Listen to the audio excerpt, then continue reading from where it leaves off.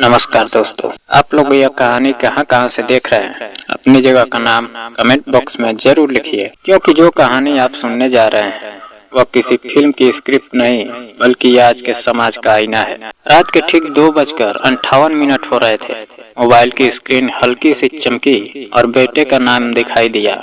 कांपते हाथों से अनुराधा ने कॉल रिसीव की तो दूसरी तरफ से चिढ़ी हुई आवाज आई। अब क्या हो गया? हर रात फोन करना जरूरी है क्या?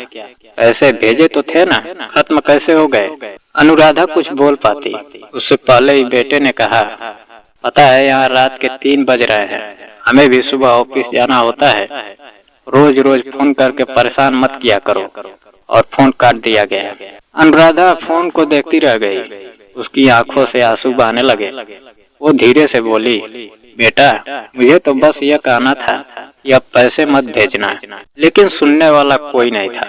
उसने कांपती नजरों से बगल में लेटे अपने पति आनंद जी को देखा, जो असामान्य रूप से शांत थे। उसने उन्हें आवाज दी, सुनिए, मगर कोई हलचल नहीं हुई। लकवे से ग्रस्त शरीर को जैसे तैसे घसीटते हुए वह उनके पास पहुंची। सीने पर कान रखा तो दिल के धड़कने की आवाज नहीं थी। उसका कलेजा कांप उठा, चीखें गले में अटक गई। उसी पल उसकी आंखों के सामने उसकी पूरी जिंदगी फिल्म की तरह घूमने लगी। वह दिन याद आए जब वह इस घर में दुल्हन बनकर आई थी। आनंद जी के बड़े भाई सुभाष जी अविवाहित थे, क्योंकि एक पैर में पोलियो होने के कारण रिश्ते नहीं मिल रहे थे। इसलिए आनंद जी की शादी पहले कर दी गई थी। अनुराधा ने घर संभाल लिया। सास उसे बेटी की तरह मानती थी, लेकिन सालों बीत गए और उसकी गोद सुनी ही रही। इसी बीच सुभाष जी का विवाह गांव की सीधी सादी लड़की नीतू से हुआ। शादी की 1 साल बाद खुशखबरी आई, लेकिन भगवान ने खुशी के साथ ऐसा सदमा दिया कि पूरा परिवार टूट गया। नीतू ने जुड़वा बेटों को जन्म दिया और खुद इस दुनिया से चली गई। सुभाष जी यह सदमा सह नहीं पाए और कुछ ही दिनों में उन्होंने आत्महत्या कर ली। उसी महीने ससुर का भी देहांत हो गया। 1 महीने में 3 अर्थियां उठी। घर में मातम छा गया। सास का दिल पत्थर बन गया। उसने बच्चों को अपशगुन मान लिया। कहने लगी, ये बच्चे नहीं यमराज हैं। वह उन्हें मार डालने तक की बातें करने लगी। लेकिन अनुराधा ने उन मासूम बच्चों को सीने से लगा लिया। आनंद जी ने साफ कह दिया, अगर भगवान ने हमें औलाद नहीं दी तो क्या हुआ, यही हमारे बच्चे हैं। समाज की परवाह किए बिना उन्होंने बच्चों को अपनाया, नाम दिया, प्यार दिया, अपनी कमाई उन पर लुटा दी। बच्चों ने चलना सीखा तो उनकी उंगली पकड़कर, पढ़ना सीखा तो माँ की गोद में, बीमार पड़े तो सारी रात जाग कर काटी। हर खुशी और हर दर्द में अनुराधा और आनंद जी उनके साथ खड़े रहे। बच्चों को कभी यह एहसास नहीं होने दिया गया कि वे किसी और की संतान है। साल कैसे गुजर गए पता ही नहीं चला। बच्चे जवान हुए, पढ़ लिख कर बड़ी कंपनियों में नौकरी लगी। अनुराधा और आनंद जी फूले नहीं समाते थे। उन्हें लगता था कि उनकी जिंदगी सफल हो गई। लेकिन कहते हैं ना कि सच ज्यादा दिन छुपता नहीं। एक दिन दादी के जहरीले शब्दों ने वह राज खोल दिया जिसे सालों से छुपाया गया था। तुम हमारे नहीं हो। यह सुनते ही बच्चों के दिल में जहर भर गया।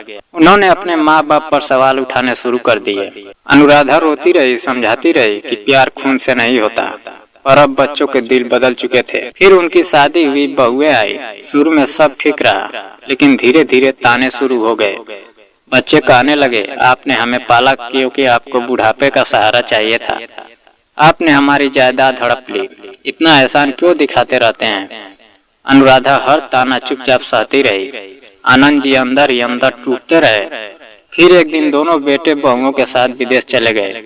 जाते समय बस इतना कहा, वहाँ पहुंचकर फोन करेंगे। घर सुना हो गया। दीवारें बोलने लगी। दरवाजा हर आहट पर खुलने को तैयार रहता, लेकिन कोई नहीं आता। अनुराधा की तबीयत बिगड़ती गई। लकवा ने उसे बिस्तर से बांध दिया। आनंद जी दिन रात उसकी सेवा करते रहे। दवाइयाँ, खाना, मालिश, सब कुछ अकेले संभालते रहे। जब पैसों की जरूरत पड़ी तो बेटे ने कहा, इतनी उम्मीद हमसे मत रखिए। उस रात आनंद जी बहुत देर तक चुपचाप छत को देखते रहे। अनुराधा उनकी आंखों में दर्द पड़ रही थी। रात के करीब 2 बजे उन्होंने आंखें बंद कर ली और फिर कभी नहीं खोली। सुबह पड़ोसियों ने दरवाजा तोड़कर देखा तो अनुराधा अपने मृत पति के पास बैठी थी। उसके हाथ उनके सीने पर थे, जैसे अब भी धड़कन ढूंढ रही हो। बेटे को फोन गया तो उधर से आवाज आई, अब क्या हो गया? और जवाब मिला, तुम्हारे पापा अब दुनिया में नहीं है। दोस्तों, यह कहानी सिर्फ अनुराधा और आनंद की नहीं है, यह हर उस माँ बाप की कहानी है जो अपने बच्चों को भगवान मान लेते हैं और अंत में उन्हीं से सबसे गहरी चोट खाते हैं। अगर यह कहानी आपके दिल को छू गई हो तो वीडियो को लाइक जरूर करें और इसे शेयर करें ताकि कोई और माँ बाप समय रहते जाग जाए। और अगर आप हमारे चैनल पर पहली बार आए हैं तो सब्सक्राइब जरूर कर लें ताकि ऐसी सच्ची कहानियाँ आप तक सबसे पहले पहुँचे। धन्यवाद।